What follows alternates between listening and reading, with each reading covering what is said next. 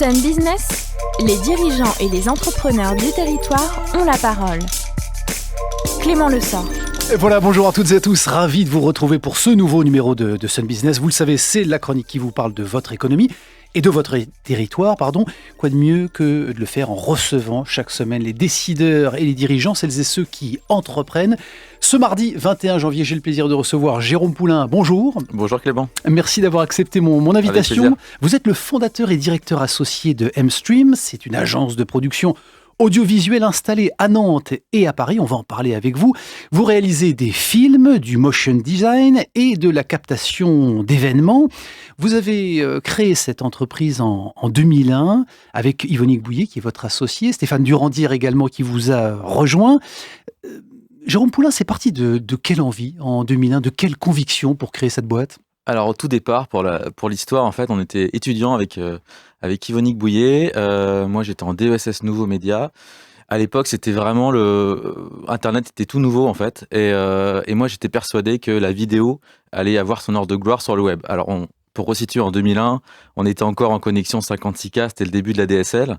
Donc, regarder une vidéo sur le web ou sur un ordinateur, c'était un petit peu une prouesse, en tout cas tout le monde n'était pas encore équipé. Et donc l'idée c'était de développer au départ une plateforme de diffusion de vidéos en ligne qui s'appelait movies.com, MOUVIZ.com, qui a été pendant longtemps un des premiers historiques à diffuser de la vidéo en ligne, où on permettait à des amateurs de nous envoyer leurs vidéos et les diffuser en ligne. Donc c'était 5 ans avant YouTube, et voilà. Et du coup ça s'appelait movies.com, et après c'est devenu M-Stream, et le M d'M-Stream en fait c'est le M de Movies. Bon, c'était un pari, quand vous regardez un peu dans le rétroviseur, là, c'était un pari un peu risqué de miser justement sur cette vidéo et sur le fait que le débit allait permettre justement la diffusion de ces contenus-là. Complètement. L'idée, c'était vraiment de se dire que, pour moi, ça me paraissait vraiment évident que les contenus, enfin, au départ, il y avait vraiment le média télévisuel, le cinéma, qui n'était pas accessible en fait pour le commun des mortels pour diffuser son contenu, et le fait de pouvoir mettre en ligne sa page web, sa vidéo, pour tout le monde, ça paraissait évident, et c'était évident que ça allait exploser.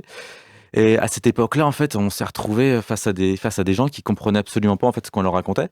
Et quand on leur disait, voilà, nous on veut diffuser des vidéos en ligne on a envie de produire des vidéos pour les mettre en ligne.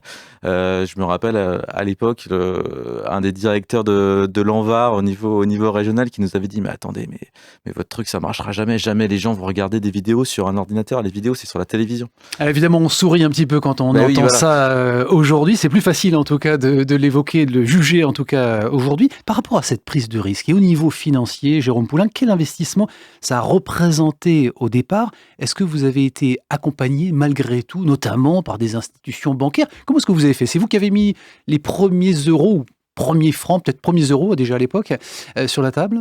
Alors en fait, on a mis vraiment les premiers euros. On a eu la chance en fait d'avoir notre premier contrat qui nous a permis en fait de créer la structure, parce qu'on a vraiment commencé dans un garage, dans un sous-sol de 8 mètres carrés, voilà, pendant 1 an et demi. Donc on a commencé vraiment avec zéro, et c'est vraiment ce premier contrat qui nous a permis d'acheter les ordinateurs, d'acheter les machines et de faire notre première production. Bon, alors aujourd'hui, évidemment, 18 ans ou 19 ans plus tard, votre terrain de jeu, c'est uniquement régional. Alors je disais Paris en introduction. Paris, c'est quoi ? C'est anecdotique ?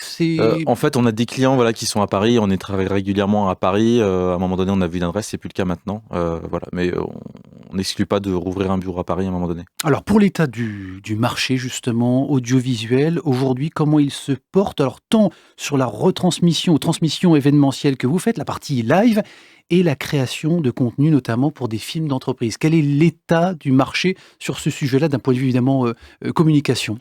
C'est un marché qui s'est énormément développé parce que, comme je le disais tout à l'heure, on est passé d'une époque où il n'y avait que quelques structures qui avaient les moyens de produire des films à toutes les structures, les associations, les collectivités. Tout le monde aujourd'hui devient producteur de contenu vidéo pour sa communication, pour les mettre sur ses réseaux sociaux, sur le web.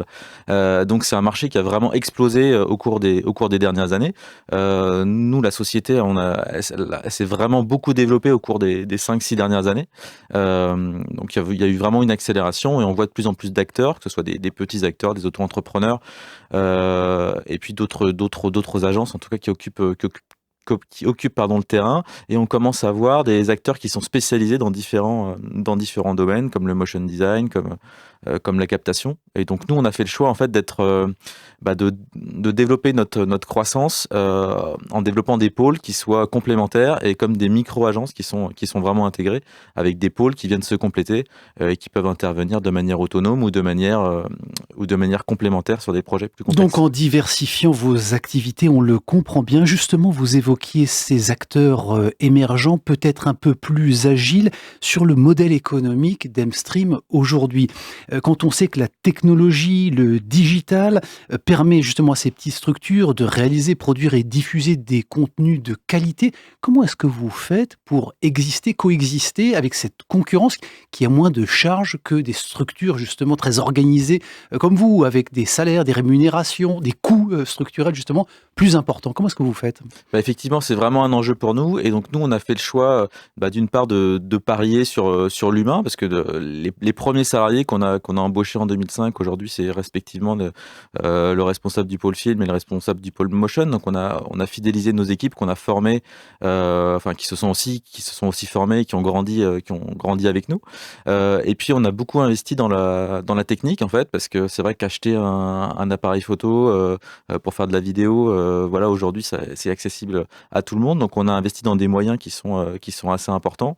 On a créé des studios qui sont au cœur de l'île de Nantes, qui sont assez inédits en province, parce qu'il y a 800 mètres carrés d'installation avec des plateaux de tournage, des studios de post-production, un studio de mixage son. Voilà, donc c'est des investissements qui sont assez onéreux. Et pareil sur la partie captation, avec un car régie, avec des moyens techniques comme de l'écran LED qui sont onéreux. Et donc ça, c'est vraiment un pari, et ça nous permet d'être en tout cas sur le marché avec une proposition de valeur assez importante, avec des équipements qui sont à la pointe. Bon, alors justement, investissement sur la partie matériel et technologie, bien sûr. Les studios de Lille que vous évoquiez à l'instant. Pour la partie, justement, emploi, c'est un secteur d'activité qui a tendance à employer une part importante d'intermittents sur des formes de contrats à durée déterminée. Vous avez fait le choix contraire de fidéliser justement vos collaborateurs. C'est évident, ça? Alors, c'était un de nos choix de départ, en fait. Ça a été vraiment d'intégrer et de créer une équipe. Enfin, en tout cas, moi, c'était ma volonté de départ, c'est vraiment de créer une équipe avec qui je vais pouvoir travailler, avec qui on allait développer une vraie aventure. Donc, on aurait pu le faire avec l'intermittence du spectacle. On a le droit d'en embaucher, on en embauche énormément. Mais on a réussi à créer aujourd'hui 30 emplois permanents, donc ce qui est très important pour une boîte de production audiovisuelle et en province, parce que c'est un marché qui est essentiellement parisien, avec le marché de la télévision qui est un marché extrêmement important. Mais malgré tout, on embauche quand même énormément d'intermittents du spectacle, parce qu'on a des projets qui nécessitent à un instant T d'embaucher X personnes. Donc on est quasiment au double si on intègre la partie intermittente du spectacle. Mais en tout cas, c'était important pour nous de vraiment fidéliser et de créer cette équipe avec des expertises fortes. Avec une culture d'entreprise, on le comprend bien, Mstream. Sur la partie film d'entreprise, c'est intéressant aussi évidemment sur cette chronique business. Qu'est-ce que vous demandent aujourd'hui les entreprises? Comment est-ce que vous les accompagnez sur la création de contenu de ces films corporate ou ces films institutionnels? Quels sont les sujets qui les occupent aujourd'hui? Alors aujourd'hui, les sujets sont extrêmement variés, parce que les besoins sont aussi très variés. Donc il y a évidemment des sujets comme la marque employeur qui sont importants, toute la dimension RSE qui est prépondérante et qui occupe beaucoup d'acteurs. Et puis après, évidemment, ça va être la promotion des produits de manière plus classique.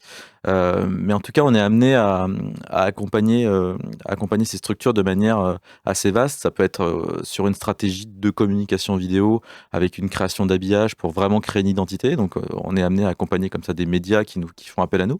Ça peut être aussi des clubs de sport. C'est assez varié en termes de structure. Et vous intervenez du conseil de contenu éditorial jusqu'à la partie diffusion? Absolument, absolument. On intervient aussi en complément d'agences de communication qui vont venir chercher chez nous une expertise technique ou artistique. Mais on est en mesure en tout cas d'accompagner dès la conception jusqu'à la partie diffusion. Le recrutement, on a parlé d'emploi tout à l'heure. d'ailleurs, est-ce qu'il y a des choses en cours? Est-ce qu'un sujet d'actualité? Sur quel profil? Alors, on vient de recruter beaucoup là en fin d'année, là. Donc, pour l'instant, on n'a pas prévu de recrutement à très très court terme. Mais on a généralement besoin de chefs de projet ou de personnes techniques en production audiovisuelle. Bon, stratégie de développement, on l'a dit tout à l'heure, par acquisition, en tout cas croissance externe. Est-ce qu'il y a des projets justement d'achat ou de rachat de sociétés, de structures pour continuer de diversifier et d'étendre votre activité? Alors, le plus gros de notre développement s'est fait quand même par croissance organique. On s'est vraiment développé. Et puis après, c'est vrai qu'on a racheté 2 structures. Et là, on a un sujet qui est en cours, qui devrait être finalisé dans les prochaines semaines. Ça veut dire, on en reparlera. Ça veut dire qu'il faut vous réinviter. Merci beaucoup, Jérôme Poulain. Merci d'avoir accepté notre invitation. Je précise bien sûr, comme chaque semaine, que vous pouvez retrouver cette chronique sur l'application mySun que vous avez forcément téléchargée, sur les players de la radio et notamment YouTube. Et puis, je vous précise que la semaine prochaine, j'aurai le plaisir de recevoir un autre Jérôme Guilbert. Il est fondateur et dirigeant de GB Investissement. Il est propriétaire de plusieurs établissements, restaurants, bars, discothèques à Nantes. C'est l'occasion pour vous de mieux comprendre le business, les enjeux de gestion dans ce secteur de l'HCR, c'est l'hôtellerie, café, restauration, en lien évidemment toujours avec notre territoire. Merci pour votre fidélité et excellente journée à l'écoute du Son Unique, bien entendu.